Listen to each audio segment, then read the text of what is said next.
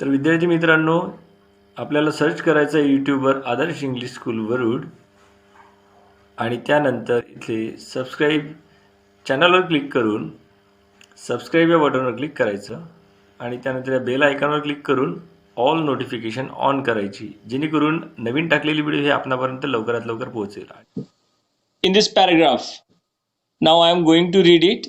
A computer on its own does not make judgments about the instructions given to it. It follows the instructions blindly.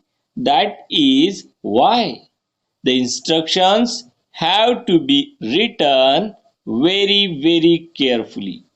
The instructions must cover every step involved in an operation. If you miss a step, the computer will not correct it. One has to think carefully to imagine every step involved. In any task, let us see if we can imagine all the steps involved in a simple task. Suppose mother has asked you to buy vegetables. You have to divide this task into smaller ones. First one, go. Now see this paragraph. A computer on its own does not make judgment about the instruction given to it. A computer on its own. Own means स्वतः. Own means काय? स्वतः. Does not make judgment. Judgment means काय करणे? Judge करणे. Judgment means हा बरोबर. Judge करणे. Judgment means judge करणे about the instruction given to it. About the instruction given to it. Given to it दिलेल्या. Given to it दिलेल्या. त्याला दिलेल्या. त्याला दिलेल्या सूचनांचे योग्य प्रकारे तो ठरवू शकत नाही. स्वतःच ठरवू शकत नाही. म्हणजे काय ठरवू शकत नाही? A computer on its own does not make judgement about the instruction given to it. म्हणजे त्याला दिलेल्या सूचनांचे स्वतःच तो त्या सूचनांना जज करू शकत नाही. याचं प्लस करायचं की मायनस करायचं की काय करायचं नेमकं तो स्वतः डिसाईड करू शकत नाही. ते आपल्यालाच त्याला सांगावं लागेल किंवा आपल्यालाच त्याच्याकडून तसं करून घ्यावं लागेल. It follows the instructions blindly. तो फक्त एक काय मशीन आहे आणि तो मशीन असल्यामुळे फक्त तो इन्स्ट्रक्शन काय करतो? ब्लाइंडली फॉलो करतो. कसा फॉलो करतो? ब्लाइंडली फॉलो करतो. म्हणजे तो त्यावर कुठल्याही प्रकारचा विचार करत नाही. ती इन्स्ट्रक्शन योग्य आहे की अयोग्य आहे असा कुठलाही विचार करणार नाही. That is why. असं का? That is why. असं का? ते असं का? दॅट मीन्स ते. दॅट मीन्स काय? ते. आणि दॅटचं प्लुरल फॉर्म काय आहे? दोज. दॅटचं प्लुरल फॉर्म काय आहे? दोज. दॅट हे एक सिंग्युलर फॉर्म आहे आणि दोज हे एक आहे प्लुरल फॉर्म आहे. So that is why the instructions have to be written very carefully. It follows the instruction blindly. It follows the instruction blindly. That is why the instruction have to be written very carefully. जे instruction आहे लिहिलेल्या त्याच्याकरिता त्या काय असतात? खूपच that is why the instruction have to be written very carefully. त्याच्याकरिता ज्या लिहिलेल्या instruction असतात त्या खूपच काळजीपूर्वक लिहिलेल्या असतात. केअरफुली मीन्स काय? काळजीपूर्वक. The instruction must cover every step involve in an operation. आणि त्या इन्स्ट्रक्शन मध्ये प्रत्येक गोष्ट कव्हर केलेली असते. प्रत्येक स्टेप्स त्यामधली एव्हरी म्हणजे प्रत्येक. एव्हरी स्टेप प्रत्येक स्टेप काय केलेली असते? कव्हर केलेली असते. Involved in an operation. Involve म्हणजे समाविष्ट असलेली. इन्व्हॉल्व म्हणजे काय?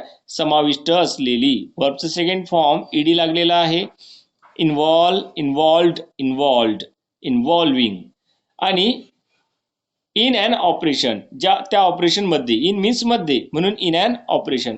ऑपरेशनच्या आधी अन वापरलेला आहे. वाय? बिकॉज ऑपरेशनचं फर्स्ट लेटरचं प्रोनाउन्सिएशन काय आहे? ऑ. काय आहे? ऑ. ऑपरेशन्स. ऑ. आणि ऑ हे कुठल्या बाराखडीतलं अक्षर आहे? अ आ ई उ ऊ ए ऐ ओ औ अम आहा या बाराखडीतलं अक्षर जर आलं किंवा या बाराखडीतल्या अक्षराने जर सुरुवात झाली एखाद्या नाऊनची तर त्याच्या आधी काय वापरायचं असते? ॲन. काय वापरायचं? ॲन. हमने क्या सीखा है, एप्पल का पहला लेटर ए है और ए जो है वो स्वर है, वॉवेल्स है, जो A E I O U vowels है। A E I O U vowels होने के कारण उसके पहले हम क्या लगाएंगे, एन लगाएंगे। ये हमने सीखा है, बट मैं आपको एडवांस बता रहा हूँ कि रियलिटी क्या है। रियलिटी ये है कि जिस भी वर्ड का साउंड वॉवेल्स के जैसा हो, स्वर के जैसा हो, वॉवेल से शुरुआत होती हो उस साउंड की यानी उच्चारण की, तो उसके पहले हमें एन लगाना है। जैसे कि HOUR, ये क्या होता है, HOUR, HHOUR, तो ये एच का होता है ह, तो इसको हम ह व र ऐसा नहीं बोलेंगे। क्या बोलेंगे इसको हम, इसको सिर्फ बोलेंगे माइक्रोफोन अ व र। इस वर्ड का प्रोनाउंसिएशन रियली ये हो गया। तो इसीलिए हमें जब हम रीडिंग करते हैं, टीचर्स लोग या फिर कोई रीड करता है या फिर कहीं आप वीडियो सुनते हो, तो उसका प्रोनाउंसिएशन, उस वर्ड का प्रोनाउंसिएशन क्या होता है ये आपको पता चलना चाहिए। ओके, फिर आपको देखने की जरूरत नहीं है कि उसकी शुरुआत ए से हो रही है कि एन से हो रही है, क्योंकि यहाँ पे इसकी शुरुआत एच से हो रही है। एच तो कोई वॉवेल नहीं है, A E I O you है क्या इसकी शुरुआत में, नहीं है। तो दैट्स वाई हमें इसको ध्यान में रखने से अच्छा है कि हम ये ध्यान में रखें कि जिसकी भी शुरुआत हम वॉवेल से होती हो, जिसकी भी उच्चारण की शुरुआत स्वर से होती हो, अ से आह तक लेकर, तो उसके पहले हम क्या लगाएंगे, एन का प्रयोग करेंगे। ओके, ध्यान में रखना इस बात को, जब भी मैं आगे पूछूं तो आप बताना इसके बारे में, ठीक है। So our topic is going on here, an operation. The instruction must cover every step involved in an operation. जो इंस्ट्रक्शन होती है उस इंस्ट्रक्शन में सारी स्टेप वो कवर की जाती है जो कि ऑपरेशन के लिए जरूरी होती है।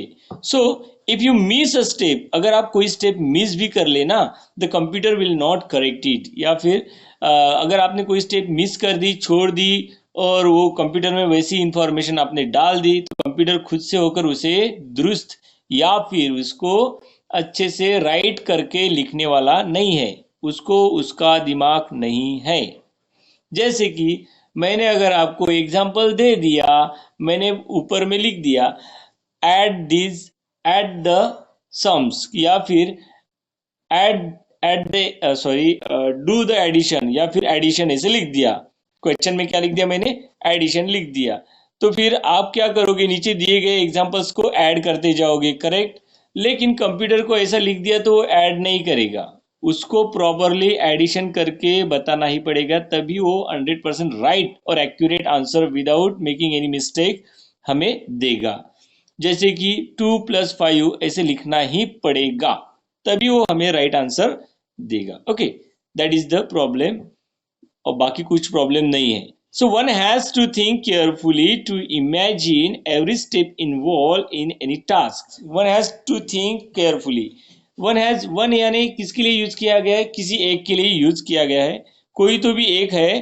टू थिंक केयरफुली, जो कि क्या करता है, केयरफुली थिंक करता है, यानी बहुत ही केयरफुली को हम क्या कहेंगे, केअरफुली को हम कहेंगे खूपच काळजीने, खूपच काळजी करून किंवा काळजीपूर्वक किंवा काळजीपूर्वक काय करतो, विचार करतो। One has to think carefully to imagine करण्यासाठी, म्हणजे इमॅजिन म्हणजे काय, कल्पना, इमॅजिन म्हणजे काय, कल्पना। Every step involve in any task, प्रत्येक स्टेप जी आहे ती इन्व्हॉल्व असायला पाहिजे एक त्या टास्कमध्ये। टास्क म्हणजे काय, काम, टास्क म्हणजे काय, काम। म्हणजेच one has to think carefully to imagine every step involve in any task. म्हणजे एखादा व्यक्ती जो त्याचं कोडिंग करतो किंवा त्याला जी इन्फॉर्मेशन कम्प्युटरला द्यायची असते, तो त्याचं इमॅजिन करतो की आपल्याला आवश्यक असलेल्या किंवा कम्प्युटरसाठी आवश्यक असलेल्या प्रत्येक स्टेप्स, त्या टास्क करता आवश्यक असलेल्या प्रत्येक स्टेप ह्या त्यामध्ये काय असायला पाहिजे, इन्व्हॉल्व असायला पाहिजे। लेट अस सी, चला तर बघूया. लेट अस सी, चला तर आपण बघूया. इफ वी कॅन इमॅजिन, जर आपण इमॅजिन करू शकतो, इफ वी कॅन इमॅजिन, जर आपण इमॅजिन करू शकतो, ऑल द स्टेप्स, सगळ्या स्टेपची किंवा सर्वच्या सर्व स्टेपची involved in a simple task, ज्या इन्व्हॉल्व असतात, all the step involve in a simple task, जे सिम्पल टास्क असेल किंवा साधं काम असेल किंवा साध्या टास्क करिता साध्या टास्कमध्ये इन्व्हॉल्व असलेल्या सर्व स्टेपची इमॅजिन आपण करू शकतो. लेट अस सी, चला बघूया. जर आपण इमॅजिन करू शकतो, we can imagine all the step involve in simple task, आपण सिम्पल टास्क मध्ये इन्व्हॉल्व असलेल्या सगळ्या स्टेपची काय करू शकतो, इमॅजिन करू शकतो किंवा कल्पना करू शकतो. सपोज, समजा, सपोज, समजा, mother has asked you, mother has asked you. आता इथे हॅज आस्क्ड आलेला आहे. ठीक आहे, काय आलेलं आहे, हॅज आस्क्ड. आता हॅज आस्क्ड मी ऑलरेडी सांगितलं तुम्हाला, हॅव किंवा हॅज, हॅव किंवा हॅज, यानंतर व्हर्बचं थर्ड फॉर्म येतंय. काय येतो, व्हर्बचं थर्ड फॉर्म. ठीक आहे, आणि हॅव हॅज नंतर व्हर्बचं थर्ड फॉर्म येत असल्यावर ते कोणता, कोणता टेन्स असतो तो, present perfect tense. Present perfect tense.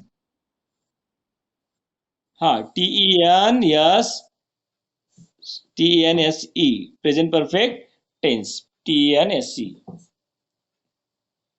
Okay, present perfect, present मतलब क्या होता है, वर्तमान, और परफेक्ट मतलब क्या होता है, पूर्ण.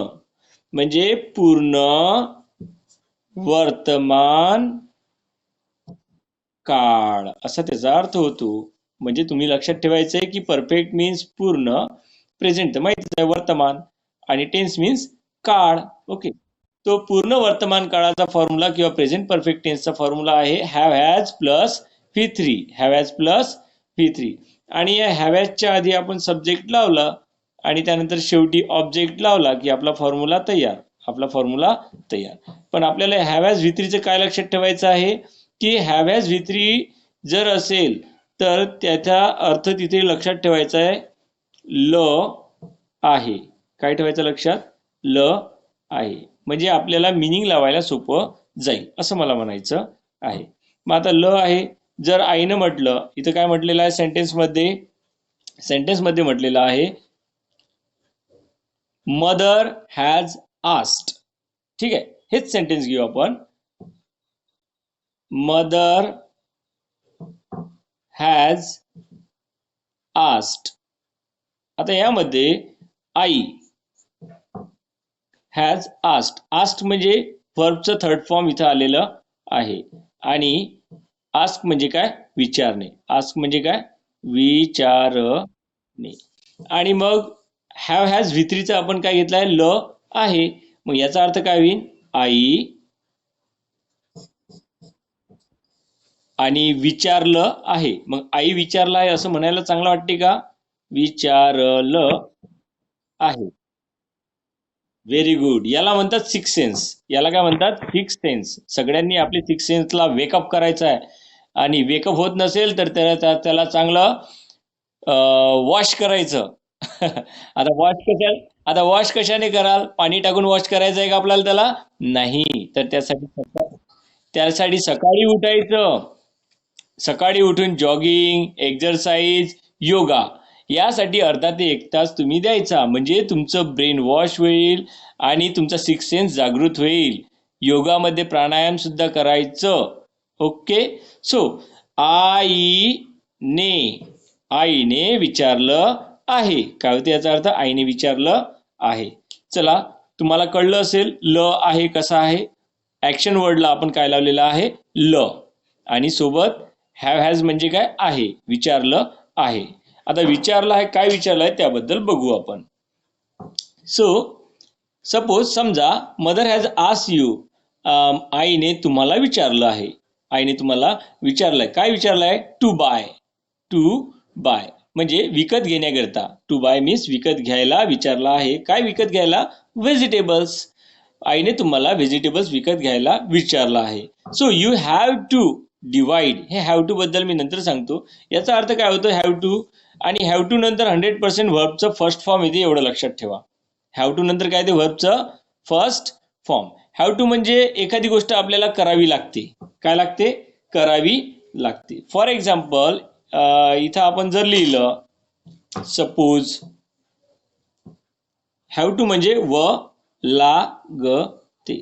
आता या हॅव टू मध्ये फक्त हॅव टूच असेल का तो? नाही, हॅव टू नाही, तर तो हॅज टू पण येऊ शकतो. हॅज कोणासोबत येतो? ही, शी किंवा इट यांच्यासोबत काय येतो? हॅज. आणि हॅव कोणासोबत येतो? ही, शी, इट हे सिंग्युलर आहे म्हणून सिंग्युलर सोबत हॅज आणि प्लुरल सोबत हॅव. जे राहिलेले असतील वी, त्यानंतर दे, त्यानंतर यू यांच्यासोबत काय येतो? हॅव येतो. सो आय सोबत सुद्धा हॅव येत असतो, आय सिंग्युलर असला तरी, कारण ते इंग्लिशमध्ये एक्सेप्शन आहे. सो ही, शी, इट यांच्यासोबत हॅज, सिंग्युलर असलं तर हॅज येतो. वी, दे, यू किंवा प्लुरल असलं प्रोनाऊन तर हॅव येतो. नाव जरी असलं प्लुरलमध्ये, जसं काऊ सिंगल आहे तर काऊ सोबत हॅज येईल, आणि काऊला यस लावला तर काय होईल? प्लुरल होईल. फॉर एक्झाम्पल इथे घेतलं मी काऊ, तर काऊ सोबत काय येईल? सिंग्युलर आहे म्हणून हॅज, आणि काऊला काय लावला मी? यस लावला, प्लुरल केलं काऊला, काऊज, तर काऊज सोबत काय येईल? हॅव. काय येईल? हॅव, आणि सोबत जे असेल ते. ओके, काऊज हॅज टू किंवा काऊ हॅज टू आणि काऊज हॅव टू, ही गोष्ट आपल्याला लक्षात ठेवायची आहे. नाऊन जरी एक असले तरी सिंग्युलर असेल तर हॅज, प्लुरल असेल तर हॅव. सो आपला पार्ट जो होता तो काय होता? हॅव टू किंवा हॅज टू जर आलं तर त्याचा मिनिंग काय लागतं? जनरली 99% मिनिंग लागतं किंवा 95% मिनिंग लागतं व लागते किंवा च आहे किंवा च आहे. ओके, व लागते किंवा च आहे. मग आता इथे या सेंटेन्सचं मिनिंग काय होईल? या सेंटेन्स मध्ये बघू आपण. You have to divide, you have to divide. आता यू हॅव टू डिवाइड म्हणजे काय होईल? यू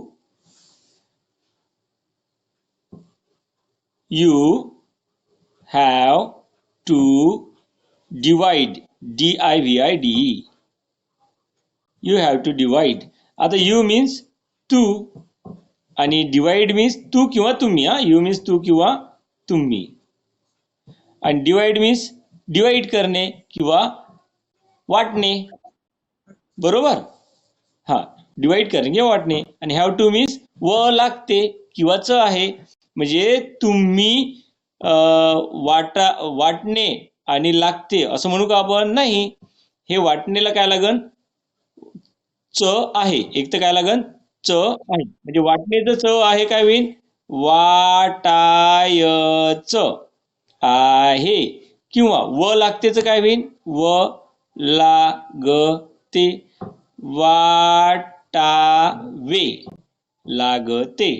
आता तुम्हीच तुम्ही राहीन का? नाही, तुम्हाला, तुम्हाला वाटावे लागते किंवा तुम्हाला वाटायचं आहे, किंवा तुला तुला वाटायचं आहे किंवा तुला वाटावे लागते.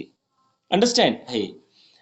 You have to serve it. Serve means काय होते? वाढणे, म्हणजे तुला वाढायचं आहे किंवा तुला वाटायचं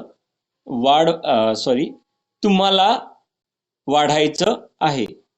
okay, you have to play, तुला खेळायचं आहे किंवा तुम्हाला खेळायचं आहे. यू हॅव टू राईट, तुला लिहायचं आहे, तुम्हाला लिहायचं आहे. सो ओके, याचे 10 सेंटेन्सेस तुम्ही बनवून ठेवायचे. पुढे कंटिन्यू करू आपण. ठीक आहे. So you have to divide this task into smaller ones. So you have to divide this task into smaller ones. म्हणजे तुम्ही डिवाइड करू शकता या टास्कला किंवा कामाला. This means या. So into smaller ones. एका छोट्या भागामध्ये याला डिवाइड करू शकता. So first one is going to the green grocer's shop. Going to the green grocer shop. Green ग्रॉसरच्या, ग्रीन ग्रॉसरला यस लागलेला आहे म्हणून तिथे काय समजायचं? च्या. ग्रीन ग्रॉसरच्या दुकानात. ग्रीन ग्रॉसरच्या दुकानात. आता ग्रीन ग्रॉसर म्हणजे काय? भाजीपालावाला किंवा भाजीपालावाली. भाजीपालावाल्याच्या दुकानात. गोइंग टू, चला गोइंग टू म्हणजे जाणे. भाजीपालावाल्याच्या दुकानामध्ये जाणे. आणि ग्रीन ग्रॉसर सारखं आपण इतर जर वर्ड घेतले तर काय होईल? जसं बुक, बुकला जर यस लावला तर बुक्स म्हटलं तर त्याचं मिनिंग काय होईल? पुस्तकाचे. शॉपला यस लावला तर ॲपॉस्ट्रॉफी यस आहे बरं का, वर आहे कॉमा, खाली नाही. वर कॉमा देऊन यस असं जर लावला तर काय होईल? दुकानाचे. जसं असं जर लिहिलं मी शॉप्स तर काय होईल? दुकानाचे. तर लिहिलं मी पेन्स, पेनाचे. है ना? या गोष्टी लक्षात ठेवायचा की ॲपॉस्ट्रॉफी एसचा अर्थ चे, ॲपॉस्ट्रॉफी एसचा अर्थ चे. आणि तुम्हाला जरी सेंटेन्स मोठं बनवायचं असेल तर तुम्ही काय बनवू शकता? पेनाचे टोकर, पेनाचे टोकर किंवा पेनाची कॅप. तर काय म्हणू शकता तुम्ही? Pens cap. Okay, pens cap. आणि पुस्तकाचे कव्हर तर काय म्हणू शकता तुम्ही? Text books. Okay, text, yes, book नाही, बुक्स. टेक्स्ट बुक्स, इथे कॉमा. हा, कव्हर. ठीक आहे. टेक्स्ट.